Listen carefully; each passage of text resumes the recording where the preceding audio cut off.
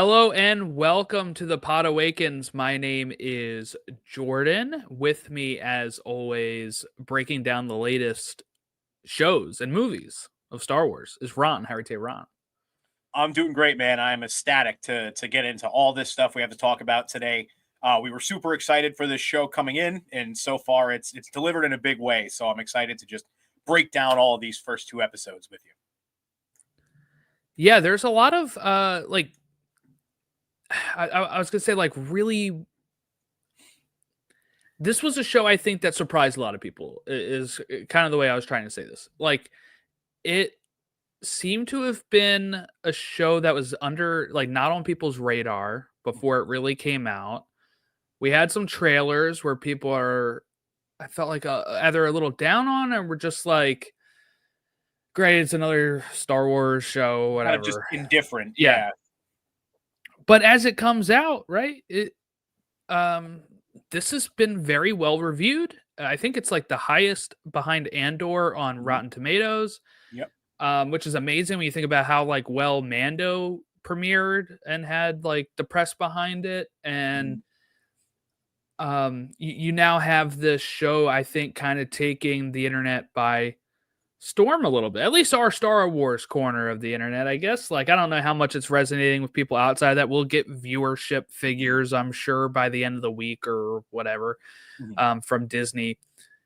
But and don't freak out by those right away. As we've seen with Agatha, if it's well received and people like it, the viewership grows. Agatha had I think 75% growth throughout from the premiere to the finale. And to your point, it hasn't felt like the machine has been behind this thing promoting it since day one. So it's, to me, much more likely a show that's going to start out low and then pick up steam rather than start out with these big numbers and then fall off like The Acolyte did. One thing that'll help too is having Jude Law on the poster. There will be people that'll just be like, Jude Law's in a Star Wars thing. Let's check this out. Yeah. But yeah, I mean, we're going to be talking about the 2-episode premiere of Skeleton Crew. These episodes are called This Could Be a Real Adventure and Way, Way Out Past the Barrier. Jon Watts directed the first episode, and he wrote the first episode with Christopher Ford. Christopher Ford and Jon Watts wrote the second episode, but it was directed by David Lowery. And, the first episode was 49 minutes with credits. The second one was 32 minutes with credits. And the official descriptions are: kids from an ordinary planet discover a surprising secret, and a surprising first stop marks the beginning of an unexpected journey. So, Ron, I guess let's give us your first thoughts here on Skeleton Crew. I know you're a Star Wars needs lightsabers and stuff, right? So what was your thoughts here watching Skeleton Crew? Yeah, normally I am, but this is maybe the first time that actually didn't bother me. I don't know, maybe it's just because I'm also a big fan of these sort of 80s nostalgic adventure kind of movies, just things that kind of play on those again nostalgic heartstrings. But the lack of lightsabers so far doesn't bother me one bit. When we were talking on our episode a couple weeks ago on the state of Star Wars and everything going on, go check that out, by the way, if you're listening. Really good discussion. We broke down the movies and just kind of the state of Disney Plus Star Wars in general right now. But we touched on this show a little bit and what we were kind of hoping for and expecting. And the kind of general consensus was that we were expecting a much more fun and light experience, not just in the story, but really kind of everything around it, right? With the fans and the weekly kind of butting of heads that we got in the last show. We were hoping and cautiously optimistic that this one would be much more of an enjoyable experience on all fronts. And so far, through 2 episodes, it absolutely has been, and then some. It even blew what I expected of it out of the water. These kids are amazing. They're hilarious. And I think they were all perfectly cast in the sort of, not stereotypical, I think archetype would be the way that I put it. You've got Neil, who's sort of like the classic, I don't know about this, guys, we're going to get in trouble kid of the group. And then you've got KB, who's like the techie, kind of very smart whiz kid above her years thing. Fern's kind of the bully girl who you imagine throughout this show that'll be like her character progression, not being such a bully anymore. And then you've got kind of like the happy-go-lucky, kind of reluctant main character kid with Wim. So I think they're all cast incredibly. Even SM33, shout out Nick Frost. I love him as an actor, and he killed it in the voice role. And in terms of the vibe that we were talking about, that sort of 80s-esque Goonies kind of vibe, I think they balanced that perfectly, while like with still making it feel like it was a part of the Star Wars world. Like the best example that I can give of that is in the first episode when KB and Fern are working in the garage on their speeder bike, and the kids roll up and they're like kind of trash talking them about the big race this weekend. Like, how many 80s and 90s shows and movies have you seen where like the crescendo was like the big boxcar derby? Like, you know what I mean? It's just, it's got that vein to it, but it's still, I mean, at the end of the day, it's speeder bikes. So it's Star Wars, you know, it's almost like one of those movies with a Star Wars template over it. And I just really appreciate that. I know I'm kind of rambling a little bit, so I'll just get to my last main point here, but the story as well feels a lot like tighter and more interesting than I was expecting. There is a lot of questions that we have after these first two episodes. And I'm going to try not to compare the show to The Acolyte too much, just because they're so different. But I think back to our episode after the first episode of first two of The Acolyte, the premieres, and the questions that we had, I almost felt like they were more born out of like confusion a bit, I would say, and like how these things they're going to do in this show relate on the macro scale of like, you know, the way that we understand the Force and the light side and the dark side, and these potentially sort of franchise, you know, handbook altering things. Whereas with this show, it feels like it's just a fun little mystery. You know, there's so many things we want to know about, like what's really going on Ad-Adin, and what's the deal with Jude Law's character? Is he really a Jedi? Like, it's much smaller scale, but the story itself is still so interesting. And it's a good thing that we kind of know what to expect with this show going forward long term, because we can be confident in saying that all the things that we went out of this episode wondering, or these first two episodes wondering, we're going to have them answered by the end of this. It's not going to be a thing where it's like, oh boy, what are they going to save for next season? Yada, yada, this and that. So I go on that whole spiel to say that I loved it. It far exceeded my expectations, and I can't wait for more. I think you summed it up pretty well with maybe the questions we had during The Acolyte. I mean, at a certain point, right? Episode 5, it felt like all of the questions were answered. Yeah. And then you're like, well, what else are we doing? And then it kind of created some more stuff that didn't really hit, you know? It was like they tried to like hedge their bets on like, we got to do this because it'll increase our chances of getting a second season. They framed it as a murder mystery, and I never really felt like it was a murder mystery, right? No. Like this feels Goonies. This feels Amblin, Spielberg, 80s. Like they nailed the aesthetic here. The questions I have in this, I don't think are going to be like big overarching questions. The main questions we have are like, what is Ad-Adin? Like, why is it like this mythical planet to people? And then why did, like, what, when we talk about Jude Law's character, how does he have the Force? Does he actually have the Force? That type of stuff. Because look, I don't think it's going to shock many people that he is Captain Silvo at the beginning of this episode, right? It's funny because I did see some people on Twitter being like, "Theory time!" You know? Theory time. Like, I have a huge theory. It's like, guys, come on! Like, it was his voice. Yeah, his build. He's wearing like the same stuff, just with practically the same outfit. Yeah, without the helmet. No, I think they nailed it. I put my tweet out, a little bit ago. Yesterday when I had a chance to sit down and watch it. It really hit for me, really hit all the parts I wanted to hit. I feel like a lot of times I felt like we need it to go to a different timeline. Like when we're talking about Acolyte and stuff, I was like, oh, this is like I love the High Republic. Let's go 100 years before episode 1 before we can run into some of these characters and start fresh.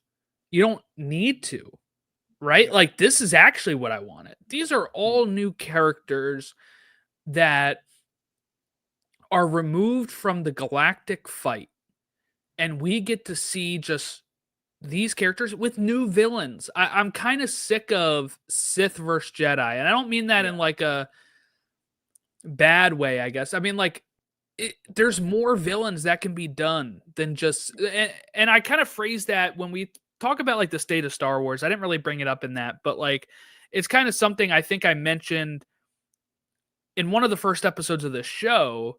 If people want to go back and find that, they can, but I'll just give you a little warning. The audio quality was not great. There was something wrong with my mic back then. Everybody else sounds fine. I sound like crap. And I couldn't figure out what it was, but we had like an episode of what do we want after Rise of Skywalker? And I did say, like, go in the past, go in the future, show me new characters, all of this type of stuff.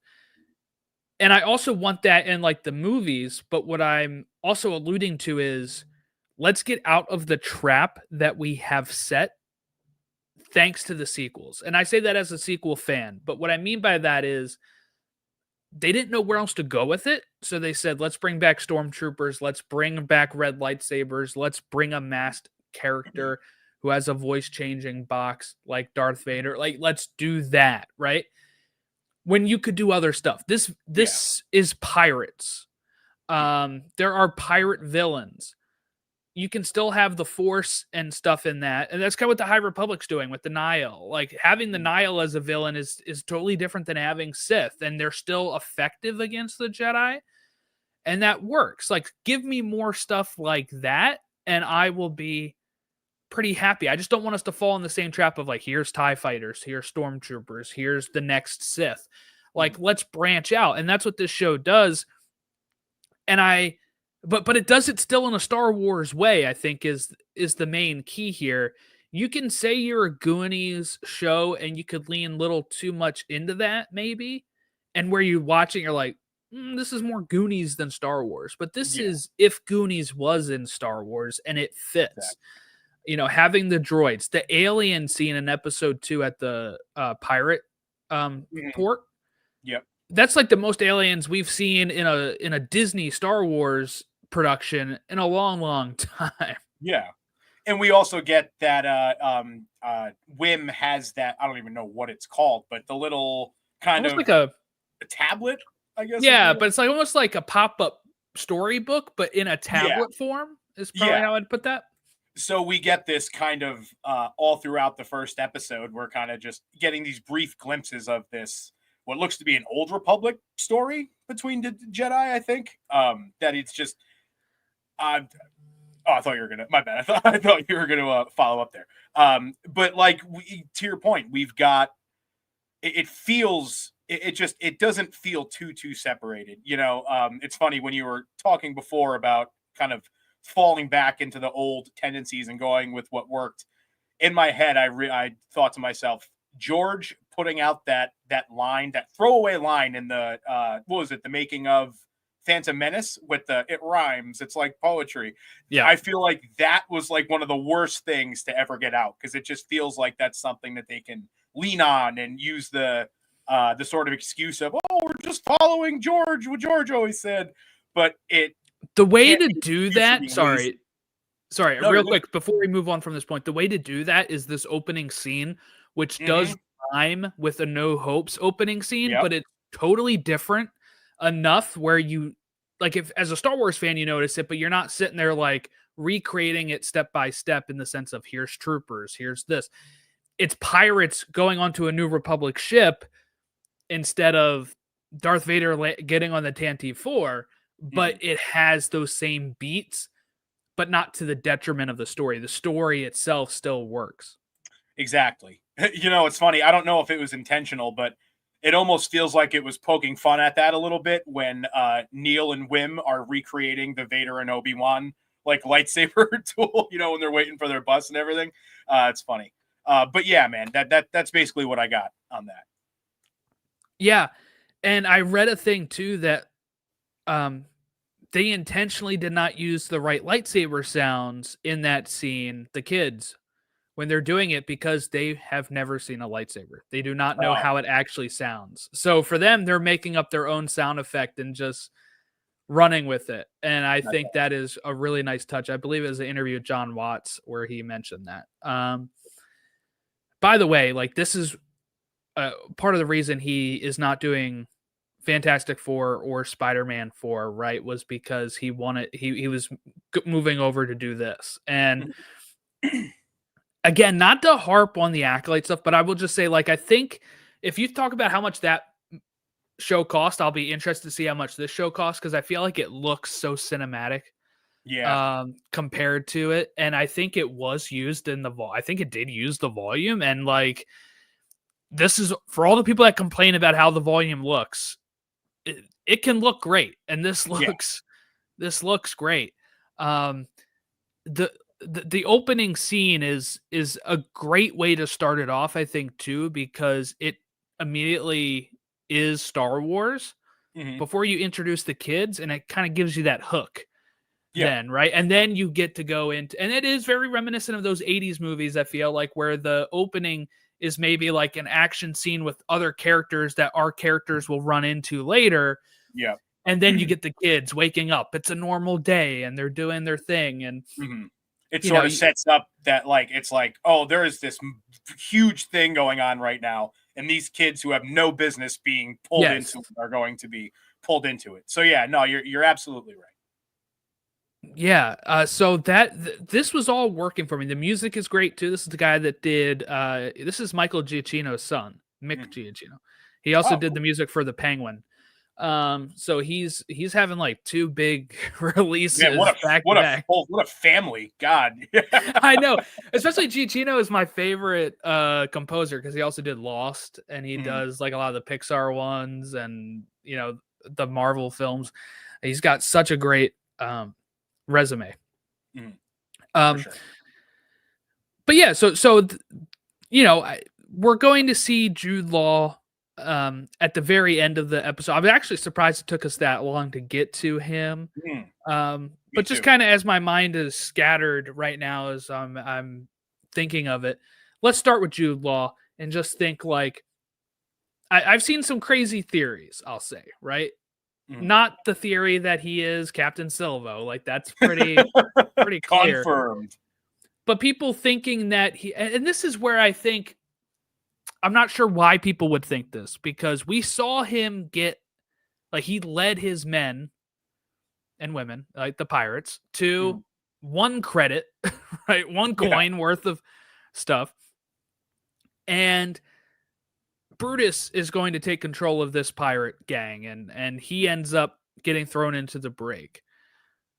Now, I saw some people speculating, well, he doesn't actually have the Force. He only, like, that was a setup for the kids since they believe in the Force and stuff. But he wouldn't have had enough time to set that up. I don't even know how you set that up without, like, wires, I guess. Yeah. But also, I don't think he'd be working in tandem with the pirates that threw him in the brig. I do think he does have the Force. I think he could have pulled the key. The issue, he says, was that he didn't have a transport.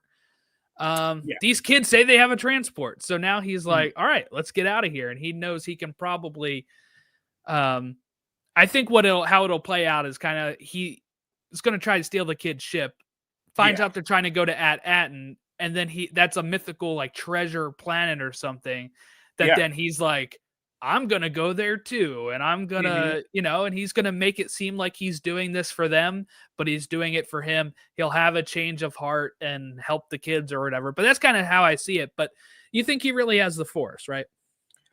No, honestly, I don't. And this could totally just be me, like, looking into it too much and, like, reading into it. But the way that key was floating, it looked really weird. Like, the actual ring part was, like, up, and it was the way it was shaking.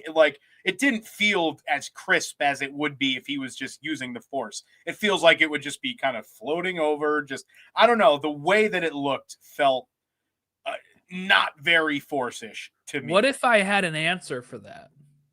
Shoot. Maybe he's just been so out of touch with the Force for so long. It's a little bit of a struggle for him. So it's not as like, I feel like if a Prime Jedi, that thing would fly over to him. Yeah. And this, he's like, he actually kind of has to think about it. Like, oh, I got to get this over. Because I'm wondering if he's not like a former Jedi, if he is just like a guy who had the Force and due to the Empire wasn't ever able to actually practice that and is just kind of like used it for his own pirate stuff. And now he's like, I need, because I don't know how else it's going to get, like, how else does it get to him then? Yeah, it almost, it's a tough spot because like they could easily just be like, oh, he has some piece of gravity tech, you know what I mean, like up his sleeve. Oh, yeah, like a magnet or something. Yeah, but that would almost feel a little too like, oh, okay, that's too easy sort of thing. So I'm not really sure. I don't, in my heart of hearts, I don't believe that he is using the Force. He doesn't, even in that beginning like scene when he's getting cornered by, and we don't really see the full way that plays out after they're like, get him. But I don't know. It just, if he was a Force user, and again, it's actually, now that we're kind of talking this out, maybe because he's kind of so distant from even though he has the capability, like maybe because he's not so sharp with it anymore, maybe that's why he didn't, use it to escape these. Because you would think it would be as simple as, he grabs the key, uses the Force to grab the key, sneaks out, goes up to some random, trader or somebody with a ship and just goes, you will take me away from here. Like, you know what I mean? So it could just be, that he's not quite as in tune with the Force as he once was. But I just think it would be, even if he wasn't super in tune with the Force, in a place like where he's at now, where it seems like everybody else's kind of mental capacity isn't super great. It's essentially a drug den kind of outpost that they're at. I feel like even a sort of out of touch at the moment Force user would be able to find their way out of that pretty easily. Now, why he didn't, I don't know. That's one that I'm kind of still scratching my head about. Okay, so we'll lock in our answers here, and we'll come back next week and figure it out. But I will say he has the Force. He is not been trained in the Jedi arts, I guess. So maybe he doesn't even really know about the mind trick, and he's kind of struggling with even using it. Maybe he's not very strong in it. You say there's another way that this is all possible, and he doesn't have it. So we'll see if that gets answered throughout. I doubt next week, but throughout the show. So I look at when, him being the one that basically like called this strike in on this vault ship and like just whiffing that hard.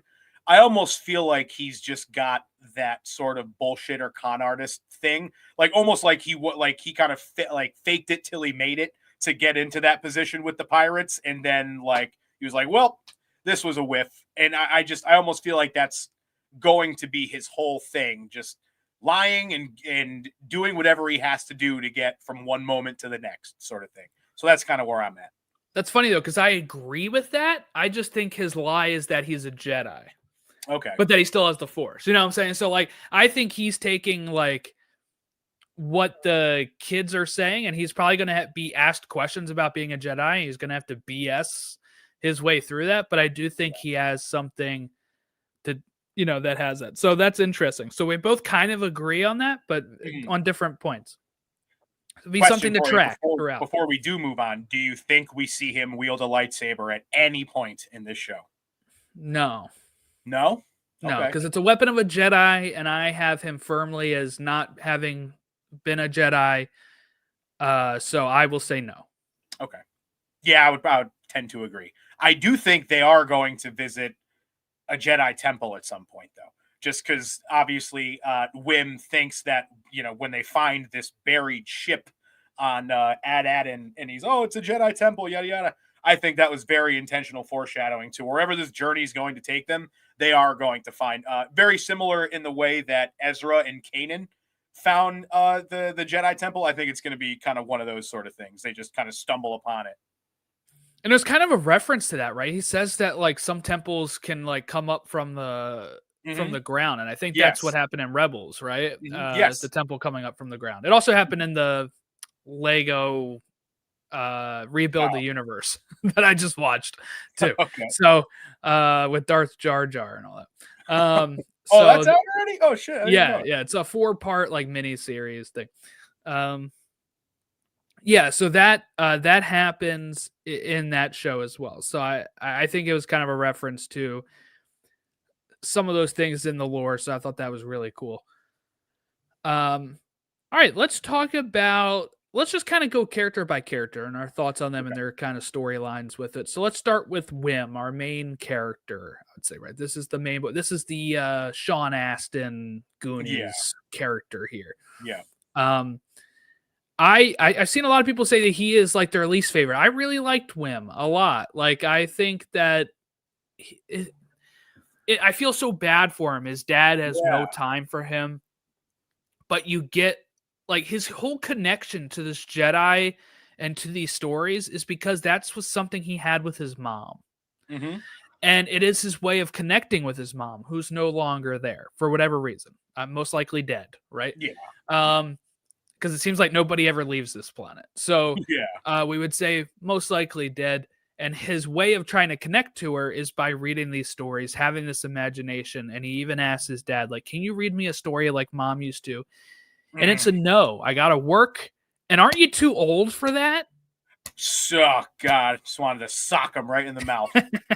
So mad. And I was glad, and I'll give my thoughts on Wim in a minute, but I'm glad that they kind of gave us that thing at the end with the dad, because I think we are going to learn about the inner workings of what's really going on Ad-Aden through him. And I think in the process, his character arc is going to be maybe stopping being such a hard ass and with the work all the time, you know what I mean? And finding more time for his son. And I think that he's, as much as we hated him in the first 2 episodes, I think he's going to be a character that may end up being one of our favorites by the end. But yeah, I like Wim too a lot. As somebody who lost their mom too young, it's a character that I can very much kind of empathize with in that way. And yeah, like it tugged on my heartstrings. Seeing, especially when, he's walking home with Neil and Neil runs in his house and he embraces his family and there's his brothers and his sisters and his mom and his dad and everyone's there and everyone's so happy. And then he goes into an empty home, an empty house. Yeah. It really, really kind of resonated with me. I thought he was great. He's, I don't want to say my favorite. Yeah. You know what? Actually, he is my favorite, I would say, now that I'm looking at the list of them here. Yeah, I think he's great. I like him a lot. Yeah. I mean, he was look, dad, yes, give me the credits for lunch and dinner every day. That's cool. But I also need the non-financial support. I need the emotional support. Yeah. And yeah, I can see what you mean with his dad. I think that'd be cool if that's how we kind of get like the At-Aten stuff, is through him trying to like maybe make people aware that his kids have that his kid is gone and like trying to bring them back. One thing that we can kind of touch on here, I think, too, is the mystery of At-Aten. Nobody knows what this planet is. They all think they're joking about it. They mention a barrier. They mentioned that the credits he had given them are like Old Republic credits. Now, it depends on what they mean by Old Republic. Is it old, capital OLD, or is it old as in the one before the New Republic? The Galactic Republic. I think it's the former. I think that would be a huge oversight if they just did that. And like, I don't know. I just knowing that there's an era called the Old Republic to be like, those are just Old Republic credits. Like, I don't know. I think this is because we also, Jon Watts did an interview before this show, and he was describing At-Aten, and he said it was the crown jewel. It was viewed as the crown jewel of the Old Republic. So I think this is a very old place that at some point sequestered themselves away from the Galactic like Federation. You know what I mean? Just the new or the Republic. You get what I'm saying? And they've just been kind of living on their own in this sort of sheltered, kind of like essentially a biodome planet, because they talk about how going past the barrier is forbidden. Polly Shore? Yeah. But they talk about, yeah, like how going past the barrier is forbidden, and there's all these like forbidden zones and things like that. I think that there was something happened at at some point during the shift of Old Republic to High Republic. I think there was something that happened there where, like I said, this planet just kind of closed themselves off essentially. And there was also, I saw somebody say something on Twitter about how this undersecretary, who is Fern's mom, she's talking about, like we all have a place in the great work and the I was great about work. to bring that up because this might Okay. give us a clue on when. Yes. The Great Works, plural, not what she says, but the Great Works was an initiative by one of the chancellors in the High Republic. About 100 years before the Acolyte, not during the Acolyte time, but like the 100 years before that, when Vern was like, I'll say Vernestra because Vern is too close to Fern. Yeah. When Vernestra was like 17, the Great Works were like things that the Chancellor was trying to promote, so that way it gets out into the universe a little bit more, of like these almost like great arcs and arts that you would have to try to get people to buy into your culture in the outer rim and stuff like that. So that way people say, oh yeah, we can join the Republic. Look at all the great stuff they're doing. Now, does she mean that when she says great work? That's interesting, because if so, then they have no clue what happened with the Empire, with the fall of the Galactic Republic, which they just call the Republic. They don't say the New Republic either. So there does seem to be that maybe at least High Republic is when they close themselves off. And maybe those credits were also used in the Old Republic. And there's ways that you can have that, play out and work. Yeah. Well, I think it was probably whenever this sort of closing off happened was probably in a time during that sort of transition period, when they were still using those Old Republic credits. But this whole Great Works, again, it's tough because I feel like we have all these pieces right now, and there's like the vaguest idea of where it could be going, but I feel like we need a little more before we can start throwing anything concrete out there. But I feel like there's something there where during some point, but at some point, I would say probably post this character, because I'm not familiar with this High Republic character with the Great Works and all that. I'm just kind of going with what I've seen on social media. Lena So, that was the Chancellor. Yeah. Okay. So at some point during or briefly after, it's almost like, okay, I think a good way to put it would be, how there was some like places after, like there was some places after like World War I where they didn't know the war was over for like, years in some cases. And I almost feel like it could be one of those things, only it's a more intentional move where they intentionally sequestered themselves away from everything else. Why? I don't know. I don't know if it was just like, this whatever was the governing body on Adadin at the time was like, screw this, screw the Republic. We just kind of want to be separatists essentially and just do our own thing, kind of away from everybody else. I would assume something like that, but again, we got to find out a little more before I can formulate anything too concrete.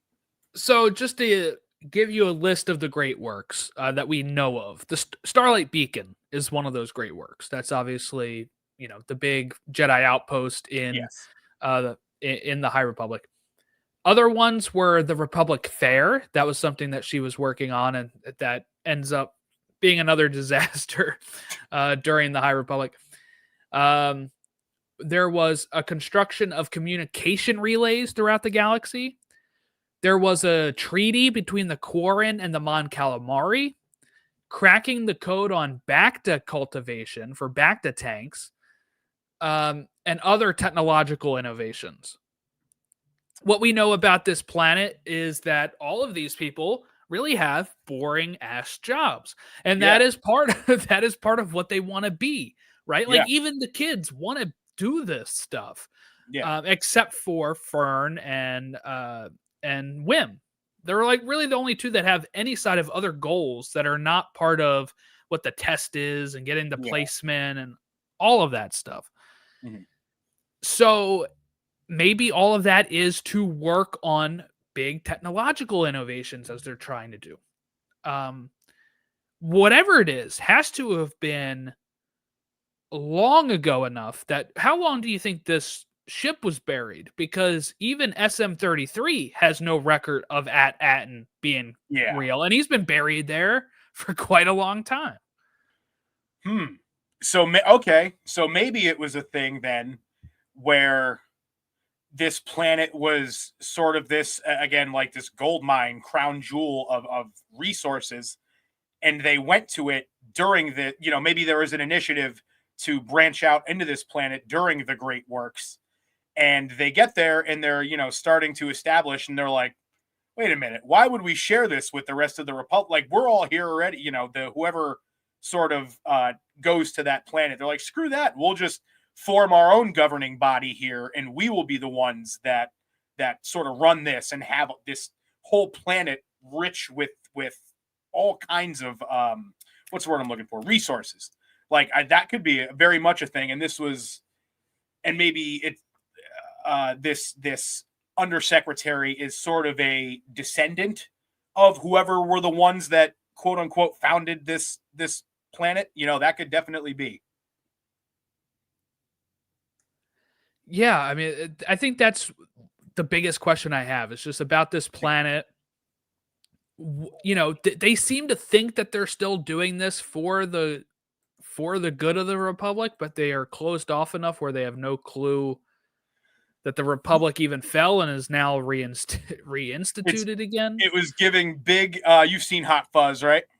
Yes, a long time ago though. Yeah. The greater good. Like that's exactly what I was thinking of. Like when she kept talking about the great work, I was just picturing like that shadow government, kind of everybody in on it. Weirdly, something like that. But there is some kind of conspiracy here. I'll tell you that right now. That's all I'm going to say. I'm also trying to look real quick. I have the episode pulled up. I'm trying to see what this mural is behind Fern's mom and the droid in the house. It looks like, so I have it paused. I'm not sure if, as long as you don't play the video, you'll be fine. Yeah, so you think like good to just share this still image right here? Yeah. All right. You know what? Let me screenshot it real quick because actually, okay. Well, I may not be able to because I don't have it open. I don't have it open in the same thing for it to screen share. So while you're looking for that, I guess we can just really quickly kind of touch on a more funny moment when we get the little callback to the Star Wars Christmas special, which we will be covering on the channel here in a few weeks. We're going to be doing a live watch of that. I don't know. I haven't seen it. Chris is going to join us. I know he hasn't seen it. Jordan, have you seen it? No. So this is going to be all of our first time watching this. And before we were kind of throwing this idea around before we even knew that there was going to be a reference to this thing in Skeleton Crew. But when we saw that, we kind of laughed because it was like days, I would say days after when it was announced that there's going to be some kind of nod to that in this show. Days prior was when we were like, yeah, let's do it for Christmas. It'll be a fun little thing. So yeah, and we're still kind of finalizing an exact date, but it'll be the week before Christmas. We're going to hang out. We're going to maybe pour up a drink or two in me and Chris's case, a little spiked eggnog action. And we're just going to hang out and we're just going to watch it and we're just going to laugh and maybe cringe at some parts, I'm assuming, based on everything I've heard about it so far. But it's going to be a really good time. And we did get a little nod to the opening of the Star Wars Christmas special when we see Neil's brothers and sisters on their own little holo pad watching the same sort of gymnast flippy people that we see in the beginning of that. So that was a funny little nod. And I felt we had to mention it because, like I said, we're going to be covering it and doing a little rewatch here. But I think I've stalled and bought us enough time. Yes, I'm rubbing my hands. I've got it. I've got the clearest view I can of this thing. Excellent. So, I mean, it looks like one of the elephant men, right? We have because they're not the same as Max Rebo. I do want to say that. Like, okay. They've come out and said he's not, that Neil is not Max Rebo's species, but and you see his dad does have like tusks and stuff. This guy has tusks and stuff as well. But see, at first I thought this was Leia. When I first saw it, and I was like, I got to go back and rewatch this. Like, I have to go back because of the white dress with the hair. At first, I was like, that's kind of like Princess Leia, like, but it's not. I don't think it is. I think that whatever this mural is, there is something that is above them that we're looking at here. That I think this is probably what they're trying to do, or this is part of the great, like a mural of the great work, or them getting assigned to do the great work. Like, that's kind of what I think, right? Like, everybody's looking up at this thing. If you even look at the far left here where the doorway is, there's people looking up in the sky at this thing. That's my thought on it. I wonder if that's the barrier. Maybe that's probably a good idea too. And I'm also, so I know I mentioned a thing about descendants before. It looks like the woman in this is at least dressed somewhat similarly to the undersecretary, who is Fern's mom. And then we have this elephant creature here who is the same race as Neil and them. So I wonder if there could be more credibility, to that. Maybe, so there's like family long lineage that have been here for, decades and decades and decades and centuries, even, honestly, that are covering something up about the founding of this planet.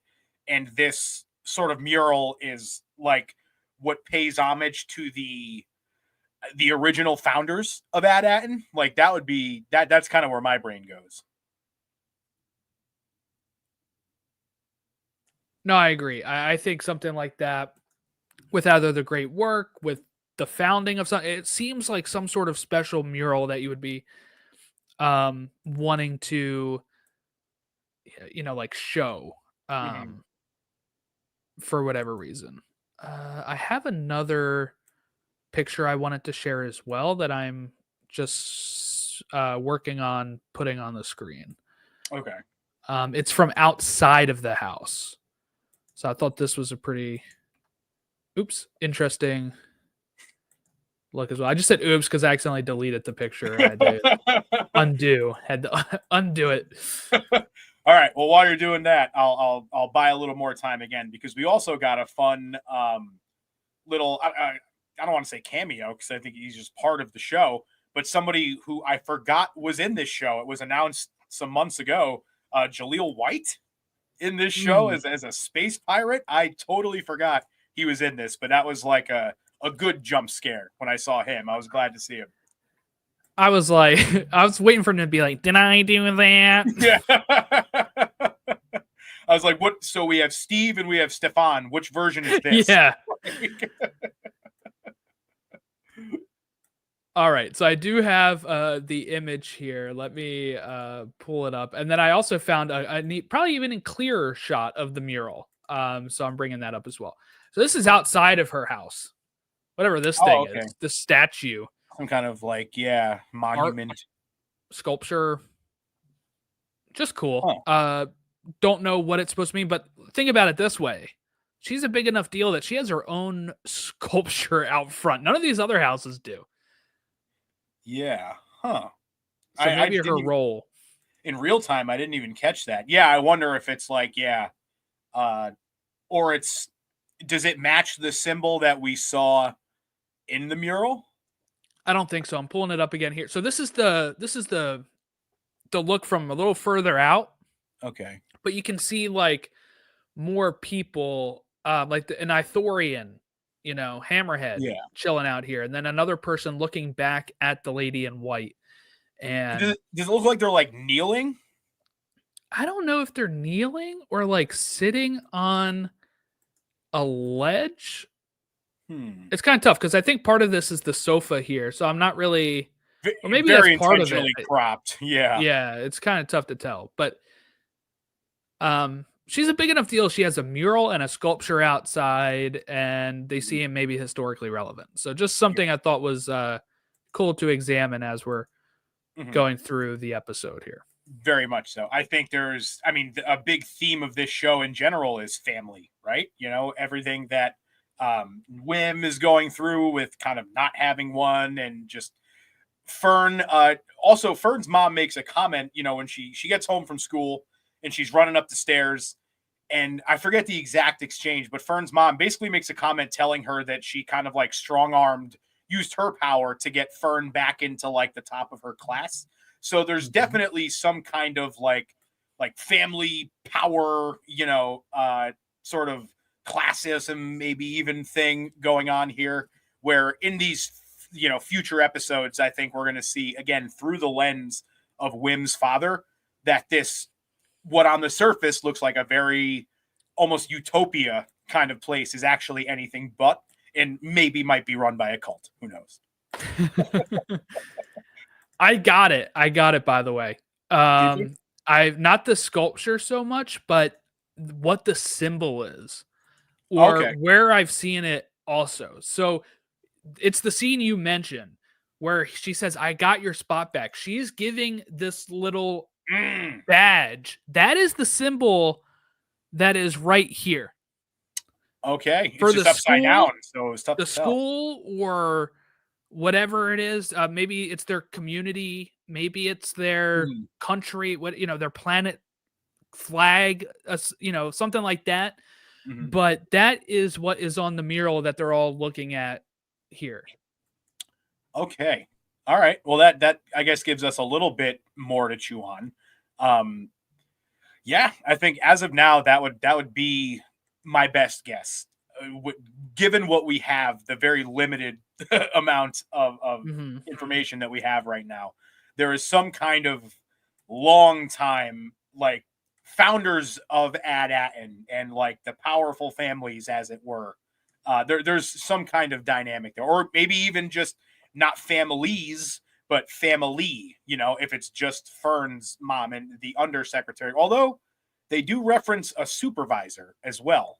Yes. So I'm curious to see who that's going to be. Yeah. Now, it has me thinking. I am now going and looking at this coin that's in the vault. I want to see if it's anything.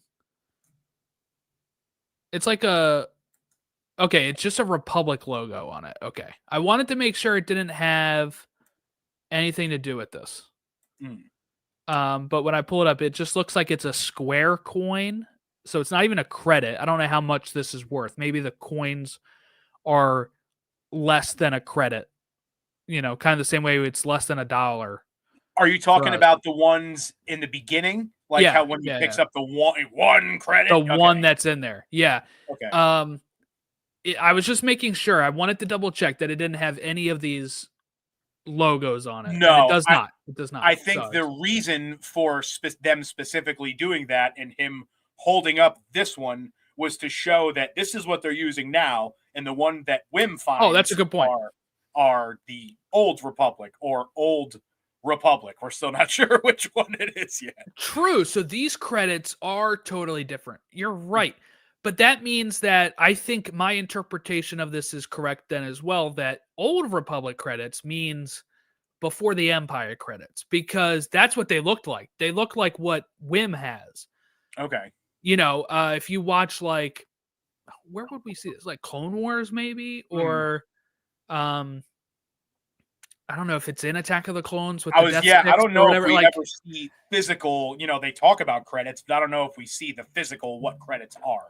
But I know that's what they look like in Star Wars. So it might just be that.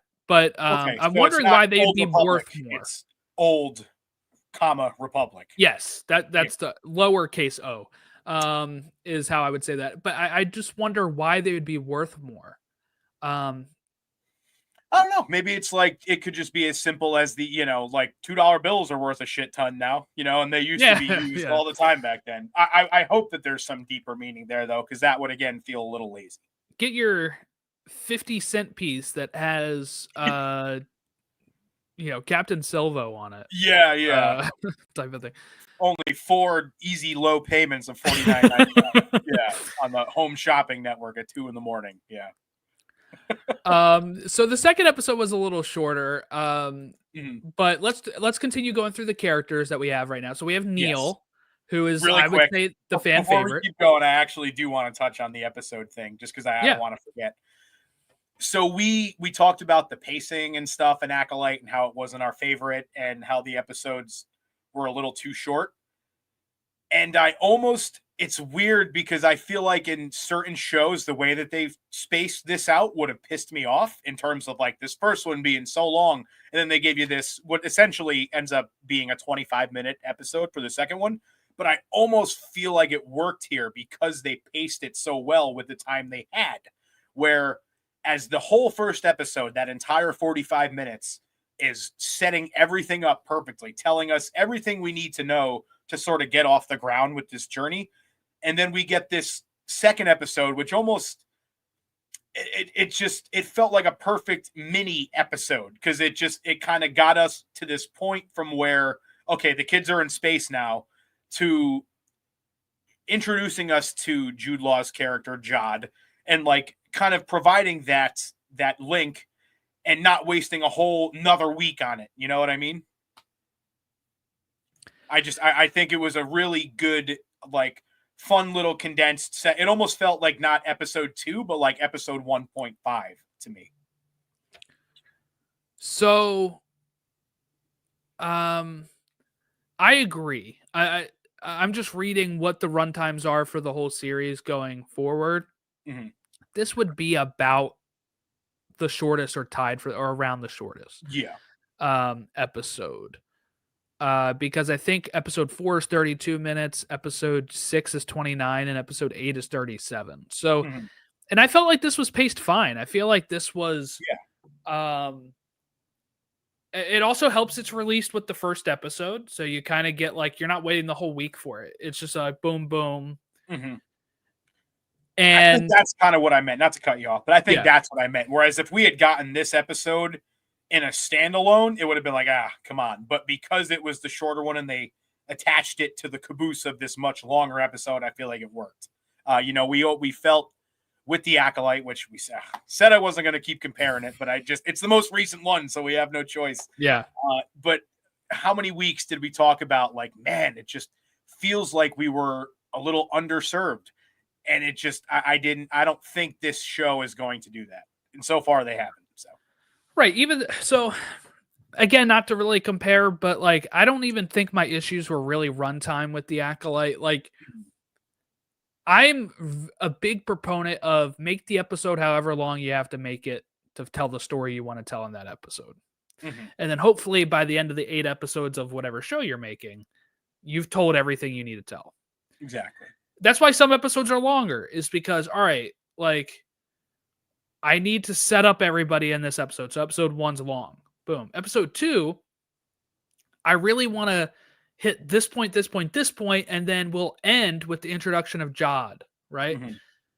Okay, so it happened to be a little shorter than the first one. Big whoop, right? And now, like, each episode also has to have its own ending point, too. And I feel like this show feels very television in the sense of it doesn't feel really broken out. I would say so far in these first 2 episodes, it feels like there's clear, this is the episode about this. This is the episode about this. And hopefully that continues. 100%. But yeah, so just like, I think my main issue would be with that is just tell the story you want to tell. And our issue that we were having with the Acolyte throughout was, yes, the episodes were short, but also it felt like they're clearly punting the ball on some of these questions, like the backstory. Yep. until they get to episode 7. For whatever reason, that's what they wanted to do. And that's happened in a few shows, not just Star Wars. I'm talking about a lot of shows where they're like, we'll kick the can down the road and do the flashback episode, the episode before the finale. They feel formulaic. It's like tentpole 1, tentpole 2. It's 100%. So with this case, though, I think with it being like a cohesive adventure, this is all like we have an endpoint. They need to get home. Mm-hmm. And that will probably be the end point, is getting home. And there's probably going to be stuff that will happen throughout that, but we have a goal, and the goal is get home, and there will be adventures that happen to get them home, or even when they get home, the revelation of what their planet is, right? Like there is stuff that will snowball in that case. Mm-hmm. And in some shows, there is no clear goal. Mm-hmm. Right. Like I said before, they tried to bill Acolyte as a murder mystery. We found out who killed her pretty early on. Right. Indara, we found out who killed her pretty early on, and then it was just okay. Well, they think it's this person, but it's not, and we know that. Mm-hmm. And then that gets revealed. Okay, everybody believes her. It's not her. Now what? Oh, now we got to capture that girl. But then it kind of gets lost, right? It kind of gets lost after that point from there. It's like, oh, there's actually somebody she's working with. We're going to confront him. Oh, no, they killed all of us. It's like, and then they find her, and it's like, okay, we got to do this. And it just, it never felt like a complete start to, it was just a series of going one thing to the other, to the other, to the other, as opposed to a complete start to finish story. Right. And I hope that this continues, As people will know, we were very high on the Acolyte through the first 5 episodes. So the same sort of thing can happen here. But so far, I like what I see. I think Jon Watts also just brings... He knows how to tell stories, not saying that other people don't. I'm just saying, like, he's worked on the 3 Spider-Man movies. He's a director that's worked with Disney and Sony before. So working with Disney here with Lucasfilm, he clearly has a love of the story that he approached them with, and we're going to hopefully see them knock it out of the park here. But Neil, okay, I've sidetracked this enough. Everybody's favorite character is Neil, except for ours apparently, but a lot of people really like Neil. I like Neil a lot too. Like I said, he's very much that sort of archetypal, like, I don't know about this, guys, when the whole group of kids are going into the haunted house. I think he plays it well. He's got that kind of home life with his family where he's very loved and very sheltered, almost kind of to a fault, given the situation that they're in now. But obviously, as a kid, you never expect to be in a situation that they're in now. But I very much like him sort of being the cautious one. I like him. He's not my favorite, but I think he's great. Yeah, I mean, he's a lot of fun. I love their relationship, him and Wims. That scene just cracked me up the first time I see of them, dueling right before the bus, Yeah. You should not come. You should not be here, whatever it was. Or the part where he's like, aren't you going to ask me how the placement went? How'd the placement go? Well, I think it was great. All right, anyway. Now on to this. Yeah. Oh, they've got good chemistry, those two. And so I'm really digging Neil. I think KB is the one that I'm hoping to get more of soon, because I feel like she didn't have a lot to do. She does have some like cybernetic enhancements. She kind of wears the visor like Lobot does, right? Like she's got something going on. But she's not as talkative as Fern, and I feel like we get a good sense of Fern, and I like the reveal that her mom is the character that was like talking about the placements. I think her and KB might be a little older because she wasn't in the classroom about the placement, so I think they might be a little bit older, maybe a year, I would say, older than Neil and Wim.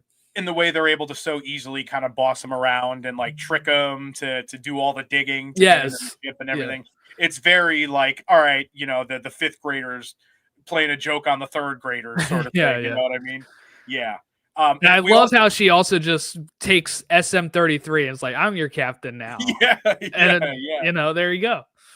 And I'm almost wondering if, that sort of a little bit kind of almost bully nature that we get from Fern is a reflection of what she has seen from her mom in the way that she treats people in whatever this kind of governing body of Ad-Adin is. So I'm curious to see there.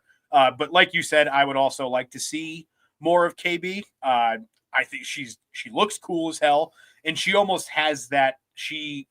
There's one or two times where Fern's kind of really laying it on thick and being kind of a jerk to the other two, and she's the one to be like, pump the brakes a little bit here. So it seems like she's going to be the sort of angel on Fern's shoulder who helps her kind of not be such a bully to these kids and all that stuff, and complete her character arc this season. So I think they're all great. And the only one that I think doesn't have a clear trajectory of like where they're going to go as a character is Neil. In my head, like knowing what we usually see from these kind of characters in these Goonies-esque projects, we might get sort of a cowardly lion thing with him where he ends up finding his courage in the end and all that. That's probably where I would go. But of all the four, he's the one that I'm still, I don't see the vision for right away outside of that. But I'm not to say it's a bad thing. We've got plenty of show left to go. You can cram all of this into 2 episodes. Yeah, I'm very excited for it. I think, like you said, the kids are excellent. They really nailed the casting. The girl that plays Fern was in Black Widow as well. She played a young Yelena? No, I think she was I had it up yesterday. I think it was like a young, maybe Taskmaster. Oh, okay. Oh, yeah. That would make sense. That is what is Taskmaster's real name? The character? Yeah. I think in the movie, I don't remember her name. I'm just going to be honest. Antonia? Maybe. she was young Antonia in Black Widow. Because it was bothering me. I was watching this and I was like, she looks so familiar. She also was in It Chapter 2, which I haven't seen. Oh, yeah, that doesn't shock me that she was in that. That's another one. It very much in the vein of these kind of 80s kid adventure movies. So that's actually cool that they brought her in. Honestly, that was probably a big help for her, in getting this role, being familiar to being one of those. Although you said it was Chapter 2, so then that would have been the one with the adults. So maybe she played like the kid of one of them. She played Victoria Fuller. Okay, it's been a while since I've seen it, so I don't remember off the top of my head, but it's been a while since you've seen it. Yeah. Yeah, I don't know who she was in that because I haven't seen It Chapter 2. And she was also in American Horror Story a couple years ago. Who did she play in that? Alma Gardner for 6 episodes. Which season? I don't know. It says 2021. 2021. Would that have been... hold on. Season. Will it show me? 2020. Was that season 10? Okay, so I think 10 was Roanoke. We won't get bogged down by it, but I'm trying to think because I love American Horror Story, but in recent years, as the show has fallen off, so too have I. All right, but yeah, I'll look that up after the show. Yeah, I have the person that played KB. I haven't really seen her in anything, or the person that played Wim. Oh, he plays Antonio in Encanto though, which is it's a voice role though. So I wouldn't know him from like sight, but he played. It's a Disney cartoon. Is that the one? We don't talk about Bruno. Yeah. Okay, yeah. But yeah, he plays one of the kids in that. And the kid who plays Neil, he looks familiar too. I'm just kidding. I feel like I've seen him before.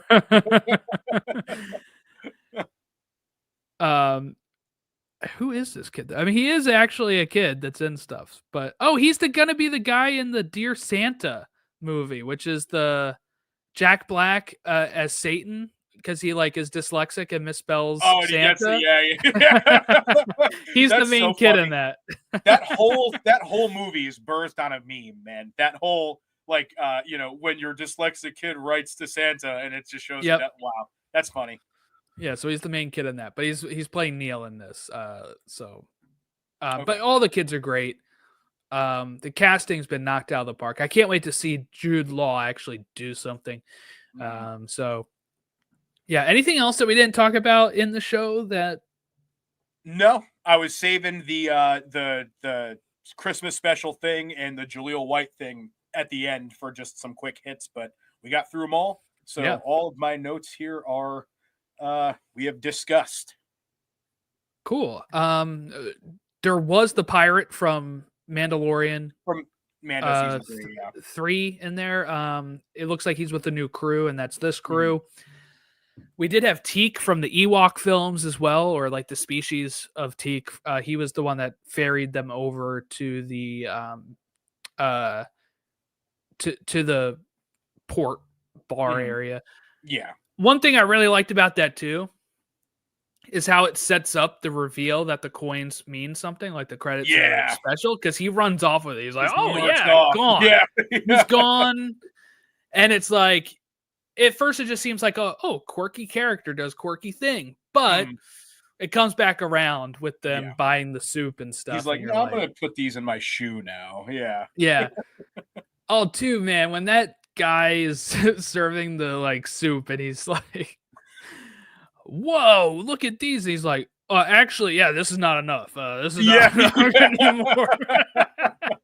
It's like he lost his poker face and then tried to save it, but just there was no going back. Yeah. Brutus looks cool. Can't wait to see him do some stuff. It's very funny too. I was watching a thing that sort of werewolf race when they were first introduced in the original movies. The only reason that happened was because they wanted to like throw a new race in there, and they had a like a Halloween mask of a werewolf on set, and we're like, screw it, let's use it. And now here we are, 40 years later, whatever it is. And I thought that was funny. Oh, Christopher Ford, who helped write this show, he also was a credited writer on Homecoming, Spider-Man Homecoming. Oh, okay. So he's worked with him before. He also wrote Cop Car, which was Jon Watts' like first movie, I think, or one of his first movies. So okay. Yeah, so he has history with him, so those two work well together. So cool. All right, well, you can contact us at podawakens.com. You must contact me. Listen to CO Bibble. You must contact us. Contact us there, or Pod Awakens on any of our social medias. We're also now on Blue Sky. We're on Twitter, which will always be what it's called. We're on Facebook, Instagram, Threads, all that good stuff. You can follow us on all those places. That's it. We'll be back next week for Skeleton Crew episode 3 as we move to 1 a week now. And we will catch you all next time.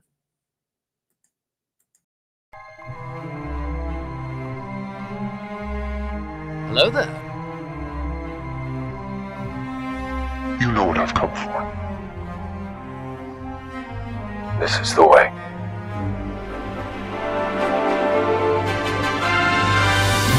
I'm a Jedi.